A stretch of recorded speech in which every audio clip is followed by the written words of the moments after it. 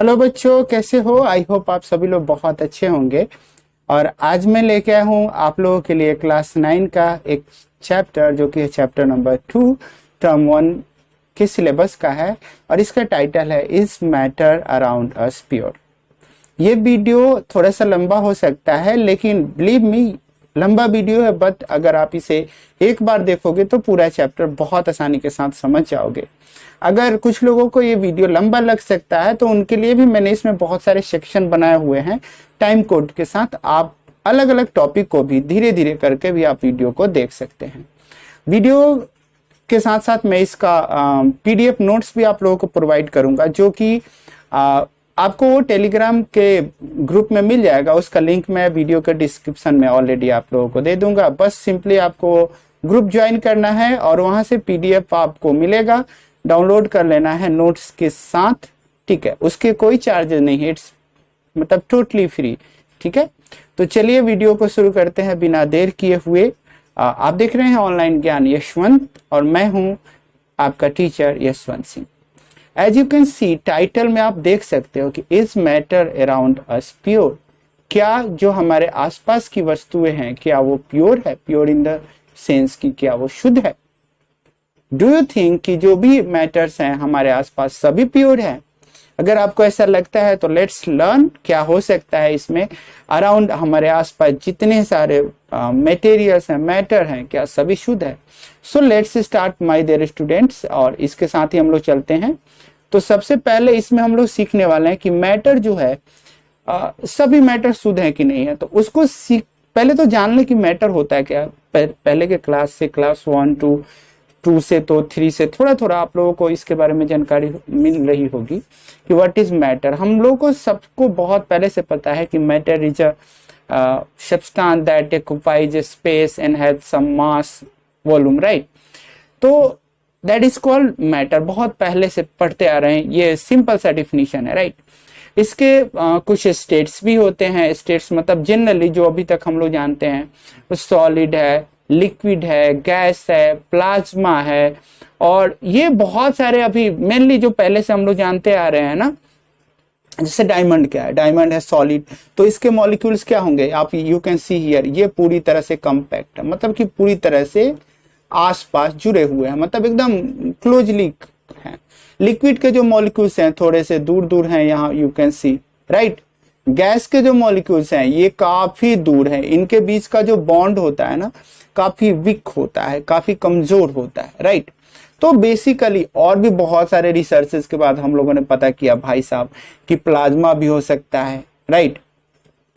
तो we can say that matter क्या है? जो कि स्थान लेता हो, थोड़ी सी जगह लेता हो, वो उसके अंदर मास हो, वॉल्यूम हो, तो वो मैटर होता है। मैटर के मेनली अभी जानते हैं अगर हम लोग, तो सॉलिड हो गया, लिक्विड हो गया, गैस हो गया। सॉलिड के मॉलिक्यूल क्लोजली पैक होते हैं, लिक्विड के मॉलिक्यूल्स थोड़े से फार मतलब दूर दूर होते हैं, और गैस में तो काफी दूर होते हैं, है ना? उनके बीच का मॉलिक्यूल, इंटरमॉलिक्यूलर स्पेस जो होता है काफी ज्यादा होता है डियर स्टूडेंट्स, राइट? तो ये मैटर हो गया। अगर हम मैटर के बारे में पढ़ रहे हैं, तो मैटर के बारे में पढ़ रहे हैं, तो अब आगे बढ़ते हैं। अब जो हमारा चैप्टर है, चैप्टर के अकॉर्डिंग सबसे पहले आप लोगों ने टाइटल में ही देखा था कि क्या हमारे आसपास के जो मैटर्स हैं, जो वस्तुएं हैं, क्या वो सब प्योर हैं? अगर है तो भाई साहब चलो देखते हैं व्हाट इज प्योर सब्सटेंस। पहले तो हमें जानना चाहिए कि प्योर क्यों कहेंगे उसे, प्योर की परिभाषा क्या होती है, उसका डिफिनीशन क्या होता है। तो प्योर सब्सटेंस जो होता है ना, इट कैन बी एलिमेंट, वो एलिमेंट हो सकता है, एलिमेंट हो सकता है, या फिर कंपाउंड हो सकता है। इट कैन बी एलिमेंट और compound my dear student, right? इसे मैं इरेज कर देता हूं थोड़ा सा। तो क्या हो सकता है बच्चों? वो हो सकता है एलिमेंट या फिर हो सकता है कंपाउंड। ये दो चीजें हो सकती है, ठीक है? और वो they are made up of only one kind of entity. अगर वो प्योर है तो किसी एक ही प्रकार के एंटाइट मतलब वस्तुओं से मिलकर बना होगा, एक ही प्रकार के एटम से मिलकर बना होगा। That is called pure substance. Pure substance it can not be broken. We can see here, मैं यहाँ लाइन अप कर, it can not be broken into simpler.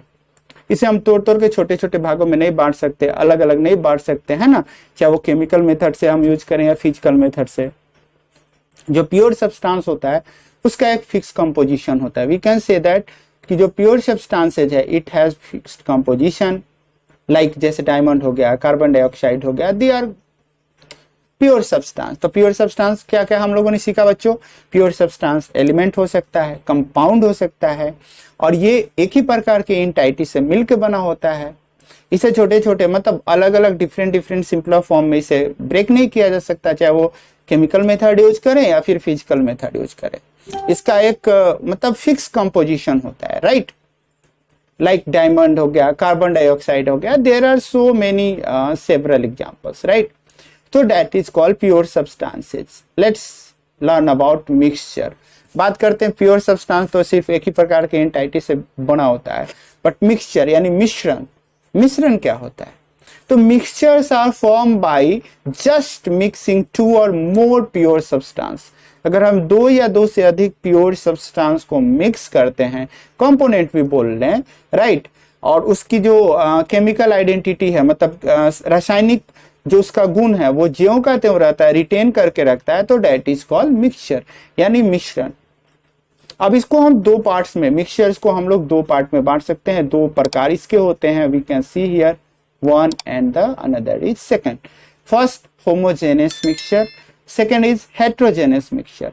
तो सबसे पहले होमोजेनियस मिक्सचर की बात करते हैं। इसके पास क्वालिटी होती है a mixture which has a uniform composition through out is called a homogeneous mixture और सॉल्यूशन, राइट? जैसे होमोजेनियस में क्या होगा, अगर वो सॉल्यूशन रेडी हो गया, वो तैयार हो गया मिक्सचर, तो उसका कंपोजिशन यूनिफॉर्म होगा, मतलब बार बार चेंज नहीं होगा। जैसे मैंने पानी के अंदर चीनी मिला दिया, नमक मिला दिया, तो कंपोजिशन उसका फिक्स है, it is not going to be change after few times, अलग अलग तरीके से चेंज नहीं होगा। हेट्रोजेनियस मिक्सचर्स का क्या प्रॉपर्टीज हो सकता है? इसके पास है mixture which contains physically distinct part and has a non uniform composition. इसके पास नॉन यूनिफॉर्म कंपोजिशन होता है, राइट? चेंज होते रहता है। जैसे सॉल्ट हो गया एंड आयरन फिलिंग, तो mixture of salt and iron filling, तो भाई साहब आप देखो दोनों एक दूसरे से मिक्स होने से रहा। नमक ले लें, उसमें अब लोहे के छोटे छोटे टुकड़े ले लें, दोनों को अगर हम मिक्स करते हैं तो they are not going to be perform uniformly, right? समान रूप से परफॉर्म नहीं करे। इसलिए देखो हेट्रोजेनियस का दिया है sand plus water, right? Sand क्या होगा, मिक्स तो होगा बट धीरे धीरे प्रॉपर्ली मिक्स नहीं होगा, और जाके नीचे उसके बॉटम में क्या होगा, सेटल डाउन हो जाएगा। लेकिन अगर हम शुगर और वाटर को मिक्स कर दें तो ये पूरी तरह से इसमें घुल जाएगा, तो that is called homogeneous mixture. All you know that. तो these are the types of mixture. Now come to the second. अब थोड़ा सा हम लोग आगे आ जाते हैं। अब देखो ये जो चेंजेस होते होंगे ना, चाहे वो मिक्सिंग करने के बाद या और भी उसको गर्म करने के बाद, ठंडा करने के बाद, तो बहुत सारे सेवरल चेंजेस से गुजरते हैं। ये भी हमें जानना जरूरी है इस चैप्टर में, जैसे कि फिजिकल चेंज और केमिकल चेंज। मैं फिर से बता दूं कि ये वीडियो थोड़ा सा लंबा होगा, तो don't worry, you will enjoy. पूरा वीडियो बहुत अच्छे से देखिएगा, एक ही वीडियो में पूरा चैप्टर मैं खत्म कर दूंगा। जी हाँ, अगर आपके पास टाइम की कमी हो तो छोटे छोटे सेक्शन नीचे दिए हुए हैं, उसको देखते कि आप आसानी के साथ पढ़ सकते हो। तो फिजिकल चेंज क्या है, पहले मैं डिफिनीशन के पास नहीं जाता, बता दूं। फिजिकल चेंज में जो सब्सटेंस होता है, मैटर जो होता है, उसकी केवल फिजिकल प्रॉपर्टीज चेंज होती है। जैसे उसका शेप चेंज हो जाएगा, साइज चेंज हो सकता है, right? The substance is said to be said to undergo a physical change when only the physical property such as shape, size, color और state of the substance change। ये इतना change होता है तो उसे बोलेंगे। जैसे कि मेल्टिंग ऑफ आइस, बर्फ अगर पिघलेगा तब वाटर बनेगा, गर्म कर दो तो वाटर वेपर, लेकिन फिर ठंडा करो तो वाटर। आइस को भी फिर ठंडा करो तो वाटर, फिर से उसको फ्रीज कर दो तो फिर से आइस। तो इसमें कहीं पे कोई न्यू सब्सटेंस नहीं क्रिएट हो रहा है, नहीं फॉर्म हो रहा है, तो that is called physical change. But chemical change में हम बोल सकते हैं in chemical change we can get a new substance, और इसकी फिजिकल प्रॉपर्टी के साथ साथ केमिकल प्रॉपर्टीज भी चेंज होती है। जैसे बर्निंग ऑफ फूड, अगर मैंने लकड़ी को जला दिया भाई साहब, तो उससे तो राख ही मिलेगा ना बच्चों। लकड़ी को जलाने के बाद केवल राख मिलता है, न्यू सब्सटेंस। ऐसा थोड़ी होगा कि राख हुआ फिर राख को मिक्स करो और मिक्स करने के बाद फिर से तुम्हारे पास रेडी होके आ गया वुड, ऐसा तो होता नहीं है, right? Here are some examples of chemical change और physical change। जैसे combustion है, rotting है, rusting है, digestion है, ये सब chemical change है। These are chemical change। क्योंकि अगर फल पूरी तरह से सड़ गल गया ना, तो दोबारा आप यूज कर पाओगे क्या उसको? नहीं यूज कर पाओगे, राइट, बिल्कुल नहीं यूज कर पाओगे।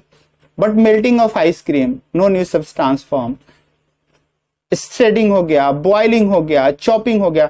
अगर मैं टोमेटो को काट रहा हूं ना तो टोमेटो ही रहने वाला है, only it's physical properties will be changed, केवल इसकी भौतिक जो इसका जो गुण है वही चेंज होने वाला है। It is not going to be converted into an apple, right, वो एप्पल में नहीं चेंज हो जाएगा। Okay, so next physical properties के बाद अब हम लोग आते हैं और केमिकल चेंज के बाद solutions, very important thing. What is solution? तो solution is a homogeneous mixture of two or more substances. Solution मतलब होता है घोल। क्या होता है? ये दो या दो से अधिक सब्सटेंस से मिलकर बना होता है। मेनली इसको हम तीन कैटेगरी में बांट सकते हैं। एक unsaturated solution, saturated solution, all are written here, unsaturated, saturated and super saturated solution. There are three types of solution. All you know, my dear students, right? So, unsaturated solution, more solute dissolve. तो solute और solvent समझना। देखो, जैसे मैंने पानी लिया एक glass, ठीक है, तो और थोड़ी सी चीनी ले ली, तो चीनी क्या है? चीनी है solute, क्योंकि वो जाके उसमें घुलने वाला है। पानी क्या हो गया? पानी हो गया solvent, और दोनों मिक्स होके क्या बनेगा? सॉल्यूशन। तो पहला है अनसैचुरेटेड सॉल्यूशन को ध्यान से अगर आप लोग देखते हो, you can see here more solute dissolve. अगर हम लोग अनसैचुरेटेड सॉल्यूशन होगा ना, जैसे पानी के अंदर थोड़ी सी चीनी डालें, और चीनी डाल सकते हैं, मिक्स करेंगे, लेकिन ऐसी स्थिति आती है चीनी डालते जाओ तो एक समय आएगा ना कि चीनी उसमें घुलना बंद हो जाएगा, राइट, तो वो सैचुरेटेड सॉल्यूशन हो जाएगा, ये भी कम हो जाएगा भाई साहब, उसमें ज्यादा आप सॉल्यूट आप नहीं डाल सकते। बट अगर अनसैचुरेटेड है तो उसमें और सॉल्यूट डिजॉल्व हो सकता है, राइट। और इसमें सुपर सैचुरेटेड में क्या होता है? ये क्रिस्टल के रूप में फॉर्म होता है, so becomes unstable crystal form, right. Solution mix होने के बाद इसके पार्टिकल्स इतने छोटे होते हैं, लेस देन 1 नैनोमीटर, यानी कि 10⁻⁹ से भी छोटे। We can not see them with our naked eye, right. इससे अगर हम लोग लाइट को स्कैटर कराएं, मतलब पास ऑन कराएंगे ना, तो पास वो लाइट का जो टिंडल इफेक्ट वगैरह होता है ना, वो शो नहीं होगा इसमें। आगे मैं बताने वाला हूं what is Tyndall effect, right. और जो इसमें जो सॉल्यूशन के जो पार्टिकल्स है ना, वो तो मिक्स हो जाते हैं, तो सेटल्ड डाउन होने का चांस ही नहीं है, अनडिस्टर्ब होने का चांस ही नहीं है ना, है ना। तो सॉल्यूशन को ध्यान से समझना है, और ये हम देख नहीं सकते। जैसे मैंने चीनी को मिक्स कर दिया पानी के अंदर पूरी तरह से, तो क्या हम उसे देख पाएंगे कि चीनी कहां चला गया? नहीं देख पाएंगे। तो this is called solution. 3 types मैंने बताया अभी बच्चों। अनसैचुरेटेड, जिसमें ज्यादा से ज्यादा सॉल्यूट हम डिजॉल्व कर सकते हैं, और एक स्थिति आएगी कि सॉल्यूट डिजॉल्व होते होते वो सैचुरेटेड सॉल्यूशन बन जाएगा, फिर उसमें नया कुछ मिक्स होने से होगा नहीं, ठीक है। Now come to the next portion. Solution के बाद एलॉयज, ये भी एक प्रकार का मिक्सचर है, यू ऑल सुनो। जैसे कि पहले हम लोग इस इमेज को देखते हैं, this image, common type of alloy. Alloy क्या होता है? वो 2-3 प्रकार के मेटल से मिलकर बनता है। एलॉय को भी हम लोग होमोजेनस मिक्सचर मान सकते हैं। होमो मतलब ज्यादा, जीनियस, होमो मतलब ज्यादा, बहुत सारे मिलके। तो alloy are homogeneous mixture of metals or a mixture of a metals, दोनों हम बोल सकते हैं। मेटल्स के मिक्सचर भी बोल सकते हैं, या बहुत सारे मेटल्स का समूह बोल सकते हैं, जिसको हम अलग नहीं कर सकते। That can not be separated into their components by physical method. अगर हम मेरे पास ब्रॉन्ज है, स्टील है, तो तोड़ देंगे तो क्या उसमें जो एलॉय उसके और भी मिक्सिंग चीजें उसमें होंगी, अलग हो जाएगी? बिल्कुल नहीं होगी। एग्जाम्पल जैसे स्टील, स्टील किससे मिलकर बनता है? जैसे स्टील का मैं एग्जाम्पल लेता हूँ। स्टील बना भाई साहब आयरन से और कार्बन से मिलकर बन गया स्टील। ब्रॉन्ज कॉपर से और टीन से मिलकर बनता है ब्रॉन्ज, तो ब्रॉन्ज भी एक अलॉय है। Brass, a mixture of copper, तांबा से और जिंक से मिलकर बन गया ब्रास। तो these are some examples of alloy. तो alloy are mixture of metals or a mixture of a metal and another element, okay, that cannot be separated into their component। metals का भी mixture हो सकता है, या metals और कोई other elements भी मिलके alloy form कर सकते हैं, बना सकते हैं, right my dear students। Now come to the next slide. ये भी बहुत इंपॉर्टेंट है, सोलुबिलिटी। हिंदी में इसे कहते हैं घुलनशीलता। जैसे मैंने पहले बताया सॉल्यूट क्या होता है, सॉल्वेंट क्या होता है। जैसे पानी और चीनी लिया, तो चीनी को हम पानी में मिलाने जा रहे हैं, तो चीनी वहां पे शुगर क्या हो गया, सॉल्यूट हो गया। पानी यानी जल, वाटर क्या हो गया, सॉल्वेंट हो गया। दोनों को मिक्स करेंगे तो बन जाएगा हमारा सॉल्यूशन। तो सोलुबिलिटी क्या है? Solubility is the property showing the ability of a given substance which is the solute to dissolve in a solvent, right. किसी भी पदार्थ की वह क्षमता जो उसको सॉल्वेंट में यानी कि घुलने के लिए उसको क्या करती है, अप्रोच करती है। मतलब जितना जल्दी वो घुल जाएगा तो उसकी सोलुबिलिटी बहुत अच्छी है। कम मतलब बहुत देर से घुलेगा तो उसकी सोलुबिलिटी कम है। और ये सोलुबिलिटी घुलनशीलता मतलब कैसा है, जैसे शुगर, सॉल्ट, ये सोलुबिलिटी इन लोगों का अच्छा है। इसको हम लोग इंक्रीज कर सकते हैं, इसको हम लोग डिक्रीज भी कर सकते हैं। किसको? सोलुबिलिटी को। किन किन मेथड से, किस पे डिपेंड करता है? इतने फैक्टर्स पे डिपेंड करता है माय डियर स्टूडेंट। पहला टेम्परेचर। अगर हम जैसे कि हमने पानी को गर्म किया, गर्म करके शुगर डालेंगे ना तो बहुत जल्दी मिक्स हो जाएगा। तो सोलुबिलिटी इंक्रीज विथ टेम्परेचर। अगर कोई पूछता है कि क्या अगर हम किसी वस्तु का टेम्परेचर, सॉल्वेंट का टेम्परेचर राइज करें, बढ़ाते जाएं, तो क्या उसकी सोलुबिलिटी जो शुगर का होगा अगर पानी में ही डालते हैं वो बढ़ेगा या कम होगा? डेफिनेटली इंक्रीज होगा, बढ़ेगा। तो we can say that solubility increase with the temperature. जैसे जैसे टेम्परेचर राइज करेंगे, ऊपर करेंगे, सोलुबिलिटी उसके साथ इंक्रीज होते जाएगी, राइट। टेम्परेचर को डाउन करेंगे, with the increase in temperature they become less soluble in each other and the water but more soluble in organic solvent, है ना। तो वो एक अलग केस है। Pressure, for the majority of solid and liquid solute pressure does not affect solubility. Pressure से इस पे कोई प्रभाव नहीं पड़ने वाला, कितना भी दाब बढ़ा दो सॉल्युबिलिटी पे प्रभाव नहीं पड़ता। क्योंकि सॉल्युबिलिटी क्या है? किसी भी पदार्थ की घुलने की क्षमता, यानी कि वो सॉल्वेंट में कितना जल्दी घुल जाता है, दैट इज कॉल्ड सॉल्युबिलिटी। और ये उसको इफेक्ट करेगा सबसे ज्यादा temperature, right my dear students. तो आगे बढ़ते हैं, हम लोग आगे आ जाते हैं नेक्स्ट स्लाइड पे। हाँ, ये काफी इंपॉर्टेंट एक और आया, कंसेंट्रेशन। कंसेंट्रेशन मतलब कि घुलने के बाद उसकी स्थिति किन किन चीजों पे डिपेंड करती है, हम कैसे इसे फाइंड कर सकते हैं, ये डिपेंड हमें सीखना जरूरी है। तो कंसेंट्रेशन अगर किसी चीज का हम फाइंड करते हैं तो कैसे निकालेंगे? तो concentration of a solution can be represented in many ways, अलग अलग तरीके से। तो सबसे पहला तरीका है कि जो सॉल्यूशन है उसका मास परसेंटेज, है ना, आसानी से निकाल लेंगे। जैसे मास ऑफ सॉल्यूट, जैसे कि मान लो चीनी को हम मिला रहे हैं किसमें, पानी में, तो चीनी का जितना मास होगा वो, और घुलने के बाद वाटर के साथ उसका जो मास आएगा सॉल्यूशन का, राइट, उससे डिवाइड करेंगे और सिंपली 100 से मल्टीप्लाई कर देंगे। या वॉल्यूम का भी परसेंटेज को साथ लेके, जैसे मास of solute upon volume of solution, यानी सॉल्यूशन के मास से या फिर सॉल्यूशन के वॉल्यूम से अगर हम सॉल्यूट को डिवाइड करें और फिर उसमें 100 से मल्टीप्लाई कर दें तो आ जाएगा।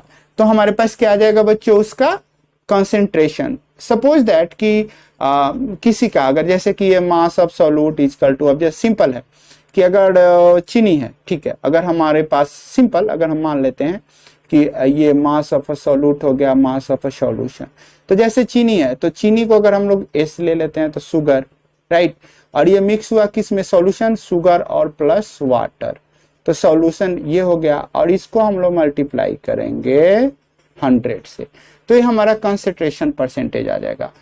यहाँ पे हम वॉल्यूम भी ले सकते हैं, परसेंटेज, वॉल्यूम परसेंटेज भी मास की जगह पे, राइट।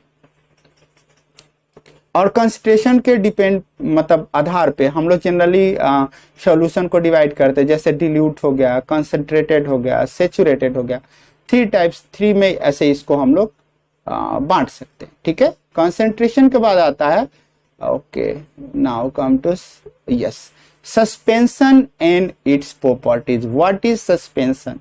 सस्पेंशन समझना जरूरी है। सस्पेंस मतलब होता है, सस्पेंशन मीन्स जो कहते हैं परे रहना, लटकना, मतलब एक स्थिति होती है ना, सस्पेंड करके छोड़ दो भाई, तो सस्पेंशन भी एक टाइप का मिक्सचर है। कौन सा मिक्सचर है ये है? Suspension is a heterogeneous mixture in which the solute particle do not dissolve but remain suspended through out the bulk of the medium.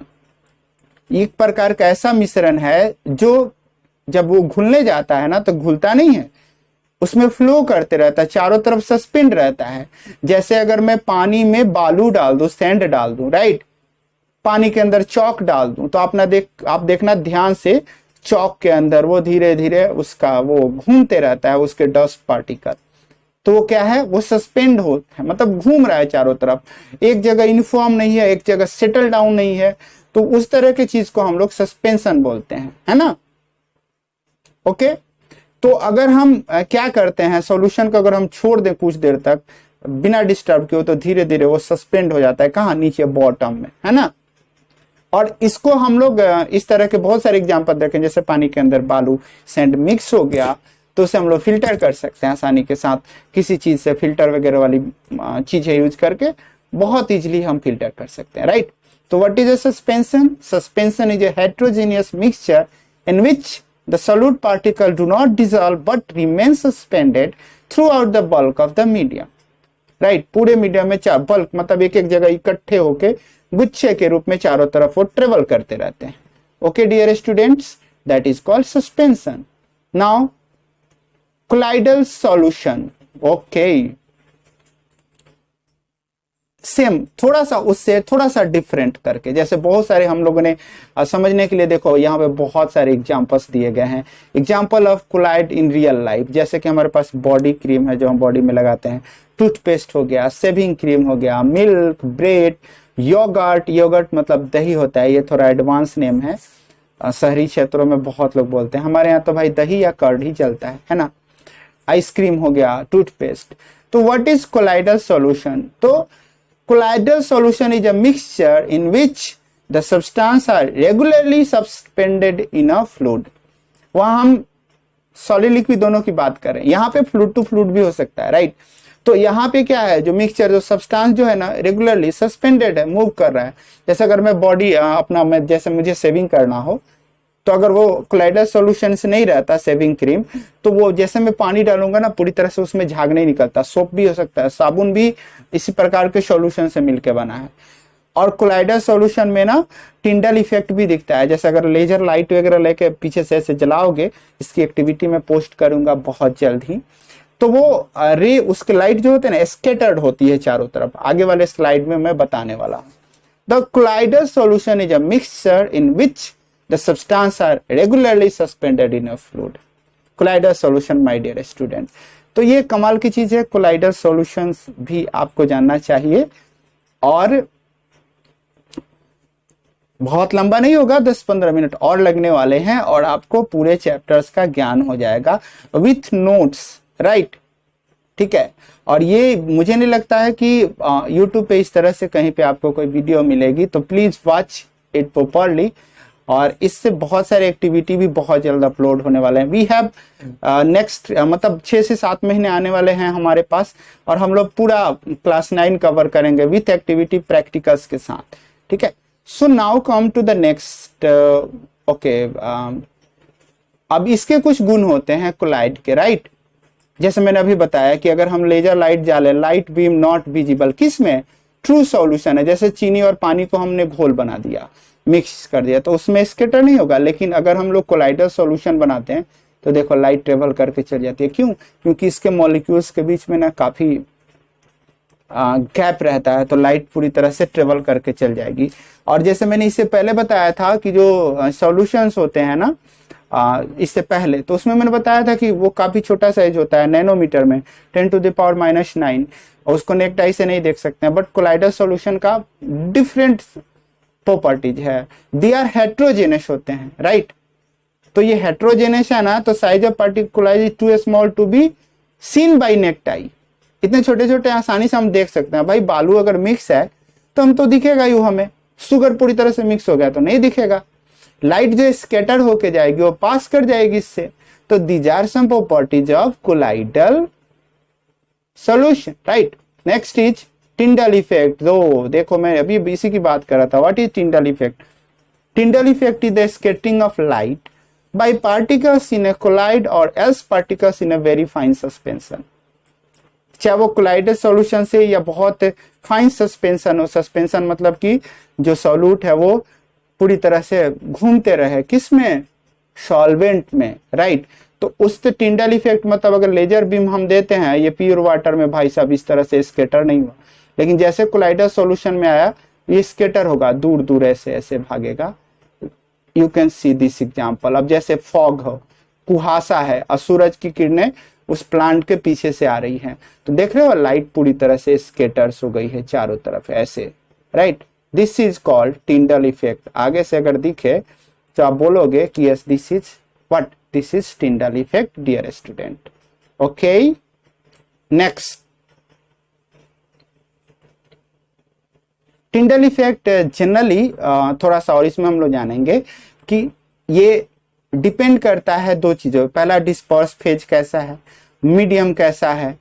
The solute like component of the disperse particle in a colloid form the disperse phase. Phase in the sense कि देखो जैसा environment मिलेगा ना, जैसी वस्तु मिलेगी, जितना उसके पार्टिकल्स के बीच में गैप होगा, डिस्पर्शन उसी तरह से होगा, राइट।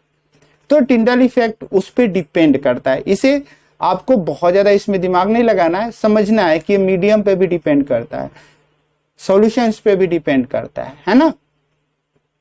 तो ये दोनों पे, अब जैसे डिस्पर्स फेज क्या होगा कि किस रूप में गुजरेगा, मीडियम क्या है, the component in which the disperse phase is suspended. मतलब कंपोनेंट मतलब घटक, वैसा चीज जिससे क्या होता है, डिस्पर्स फेज क्या होता है बेटा, सस्पेंड होता है, that is called dispersing medium. Okay, Tyndall effect के बाद हमें इंपॉर्टेंट चीज अब आ रही है कि अगर हमारे पास कोई चीज है, कोई भी, अगर हमने ये पढ़ लिया, सॉल्यूशन पढ़ लिया, मिक्सचर पढ़ लिया, ये सब चीजें हम लोगों ने पढ़ ली, तो उसे हम लोग कैसे से, अगर कभी मेरे पास कोई मिक्सचर आ जाए, मतलब मिश्रण आ जाए, तो कैसे उसे हम लोग सेपरेट करेंगे। तो डिफरेंट डिफरेंट मेथड है थ्रू विच उसकी हेल्प से हम लोग उसे क्या कर सकते हैं बच्चों, सेपरेट कर सकते हैं। तो उसी कड़ी में सबसे पहले कुछ मैं आप लोगों को मेथड सिखा देता हूं जो आपके बुक से रिलेटेड है। First method is centrifugation. Centrifugation, what is centrifugation? The process of centrifugation is used to separate the cream from milk. घर में भी आपने देखा होगा दूध से जब क्रीम निकाला जाता है ना, तो that method is called centrifugation, है ना। ये क्या करता है, उसके अंदर जो सस्पेंडेड पार्टिकल होता है उसको रब करते करते, घुमाते घुमाते घुमाते घुमाते, और उसको इतना मूवेबल कर देता है कि उसका लेयर धीरे धीरे धीरे धीरे अप ऊपर की तरफ आ जाता है। अब ऊपर की तरफ आ गया ना, तो उसको एक साइड करके निकाल दिया जाता है। ओके, लेबोरेटरी, इस मेथड को, सेंट्रीफ्यूगेशन को ना लेबोरेटरी वगैरह में भी, मेडिसिन वगैरह में भी यूज किया था। जैसे ब्लड हो, ब्लड यूरिन टेस्ट, इन सब में ब्लड को यूरिन टेस्ट में कोई उसमें से अगर बीमारी निकलती है या कुछ पार्टिकल्स रिमूव करके चेक करना है, तो इसी मेथड से किया जाता है ना। घर पे भी आपने देखा होगा दही से बटर निकालने के लिए सेम यूज किया जाता है ना।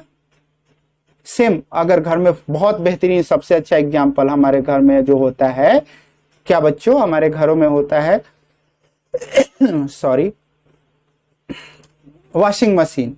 वॉशिंग मशीन को देखा होगा, कपड़े डाल देते हैं उसके अंदर, वो धो देता है बहुत अच्छे से, धोने के बाद थोड़ी देर में सुखा भी देता है। एक्चुअली वो करता है क्या, पानी को, कपड़ों को स्क्वीज करता है।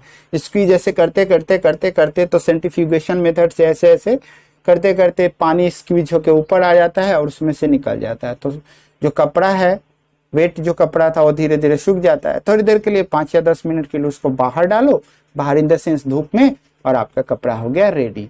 तो centrifugation, first method of separation is centrifugation. Second आते हैं, अगर हमारे पास separation of component of mixture की बात करते हैं, इमिसिबल लिक्विड। सबसे पहले जानो इमिसिबल लिक्विड क्या होता है। वैसे लिक्विड जो एक दूसरे में घुले नहीं, इमिसिबल मतलब मिक्स नहीं होने वाला liquid, that is called immiscible. उसे सेपरेट करना हो तो क्या करोगे, है ना। तो इसे हम लोग फनल मेथड से सेपरेट करते हैं। The separation of separating two immiscible liquid is carried out by the method of funnel या the use of funnel, right. जैसे कि पानी एक लिक्विड है, उसके में डाल दो पेट्रोल, पेट्रोल भी लिक्विड है, वो मिक्स नहीं होता है, वो फ्लोट करेगा उसके सबसे ऊपर वाले सतह पे, राइट। तो बेसिक किस प्रिंसिपल पे काम करता है, तो डेंसिटी पे काम करता है। दोनों में से जिसकी डेंसिटी कम होगी, जिसकी ज्यादा होगी, जिसकी डेंसिटी कम होगी फ्लोट करेगा, ज्यादा होगी मतलब दोनों के डेंसिटी पे कोई एक लेयर बना, जैसे पेट्रोल हम डालते हैं तो पेट्रोल ऊपर तैरने लगता है, राइट। तो इमिसिबल को सेपरेट करने के लिए हम फनल मेथड का यूज करते हैं, राइट। और यूज करके आसानी के साथ हम लोग ये कर देते हैं। कहीं कहीं पे क्वेश्चन पूछा जाएगा कि टू इमिसिबल लिक्विड्स को सेपरेट करने के लिए हम लोग कौन से मेथड का या किस डिवाइस का यूज करते हैं, तो that is called funnel. Okay, वो एक पाइप टाइप का होता है, उसके अंदर डाल डाल के बाद में लेयर्स बनाए जाते हैं, मतलब कि 2-3 लेयर बन गया, फिर 2 या 3 बार में वो पूरी तरह से क्या होता है, मतलब सेपरेट होता है। ये मेथड एक और है हमारे पास बच्चों, this method is called sublimation. अच्छा, सब्लिमेशन पहले के क्लास में पढ़ा है ना आप लोगों ने, सब्लिमेशन बहुत पहले पढ़ा होगा। सब्लिमेशन क्या होता है, जैसे इवापोरेशन पढ़ा, फ्रीजिंग पढ़ा, मेल्टिंग पढ़ा। तो सब्लिमेशन होता है ना कि जब कोई सॉलिड सीधे कन्वर्ट होता है गैस में in the presence of heat, that is called sublimation. तो इसको यूज करेंगे हम लोग उसी जगह यूज होता है जैसे कोई मिक्सचर हो गया और उसमें सबलाइम कंटेनेंट मतलब कंपोनेंट्स वगैरह हो, तो इसका हम लोग यूज करते हैं उसकी इम्प्योरिटीज को निकालने के लिए, राइट। क्योंकि ये डायरेक्ट सॉलिड टू गैस में चेंज करते हैं। जैसे हम कुछ गैसेस की हम बात करें, जैसे अमोनियम क्लोराइड हो गया, कैम्फर, कैम्फर मतलब होता है कपूर, नेफ्थलीन, एंथ्रासीन, है ना, ये सब सबलाइम होते हैं। तो इसमें से थोड़ी सी इम्प्योरिटी वगैरह को निकालने के लिए we use what is that called sublimation. Directly ये कन्वर्ट हो जाता है गैस में और जो इम्प्योरिटी होती है निकल जाती है। इसको हम लोग प्रैक्टिकल के थ्रू भी पढ़ेंगे। इस चैप्टर से 2 और 3 एक्टिविटीज लैब एक्टिविटी में अपलोड करूंगा वेरी सुन, बहुत जल्द ही my dear student, right. Sublimation के बाद हम लोग आते हैं, ओके एक minute, okay, chromatography, right. What is that, chromatography. Chromatography क्या होता है, सबसे पहले समझ लेते हैं इसका यूज कहाँ कहाँ होता है। तो जो क्रोमेटोग्राफी है, इसको इस मेथड का यूज करके हम लोग सेपरेट करते हैं। अगर कोई डाई है, कलर है, तो उसमें से डिफरेंट डिफरेंट कलर्स को अलग करते हैं। नेचुरल कलर कोई मिल गया तो उसमें से डिफरेंट डिफरेंट कलर फाइंड करते हैं। ब्लड, रक्त जो होता है ना, उसमें बहुत सारे ड्रग्स यानी कि दवाइयाँ मिक्स होती हैं, तो उनको कभी सेपरेट करना होता है मेडिसिन में, हॉस्पिटल वगैरह में अगर अनवांटेड चीजें आ गई ना, तो इसको यूज किया जाता है क्रोमेटोग्राफी। काफी डिफरेंट लेयर है ना। तो इसको यूज कहाँ करेंगे, इसको यूज करते हैं यूज टू सेपरेट दो solute which dissolve in the same solvent, right. इसको यूज टू सेपरेट दो सॉल्यूट, ये उन दो सॉल्यूट्स को अलग करने में यूज किया जाता है जो सेमी सॉल्वेंट में, मतलब एक ही सॉल्वेंट में दो अलग अलग डिफरेंट डिफरेंट चीजें मिक्स हो गई हो। इसीलिए तो एक डाई में बहुत सारे कलर हैं, तो उसको हम निकाल सकते हैं, कलर्स को अलग करने के लिए यूज कर निकाल सकते हैं हम लोग, है ना। तो that is very simple method. Okay, ये यू कैन सी दिस, इसे देखोगे तो बहुत आसानी के साथ समझ जाओगे, right. Next is chromato distillation. This is also very important method, right? Distillation is what? Basically ये boiling के मतलब प्रिंसिपल पे वर्क करता है। किसी चीज को गर्म करके हम यूज कर सकते हैं। You can see used for separation of components of a mixture containing two miscible liquid that boil without decomposition and have sufficient difference in their boiling point. Miscible मतलब घुलनशील, अगर दो लिक्विड को हमने लिया, दोनों को मिक्स कर दिया, राइट। अब उन दोनों को अलग करना, तो दोनों के बॉइलिंग पॉइंट अगर डिफरेंट डिफरेंट हो गए, बॉइलिंग समझते हो ना, जिस पे वो पूरी तरह से बॉयल होने लगे, उबलने लगे, तो वहां पे इसको जैसे एयर, हवा क्या है, होमोजेनस मिक्सचर है, इसको हम लोग डिस्टिलेशन मेथड से, इसमें से एक लैब एक्टिविटी होती है कि एयर से डिफरेंट डिफरेंट गैस को सेपरेट करें, निकालें। That is also very important activity.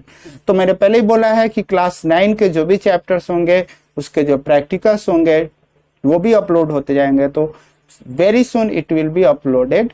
Please be with me और सब्सक्राइब करके रखिएगा चैनल को, लाइक करके रखिएगा चैनल को।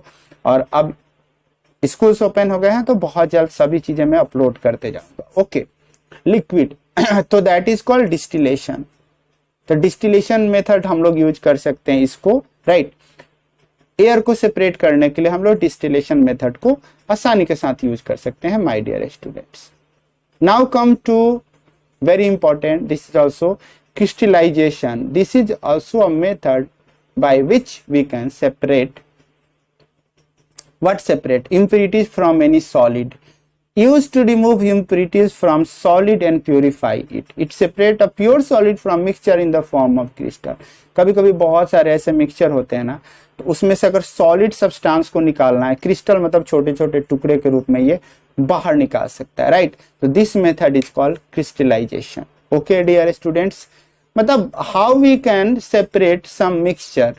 तो दीज आर सम मेथड, मैंने क्रिस्टलाइजेशन बताया, क्रोमेटोग्राफी बताया मैंने, डिस्टिलेशन बताया मैंने, राइट। तो these are some method by which we can separate any mixture, right my dear students.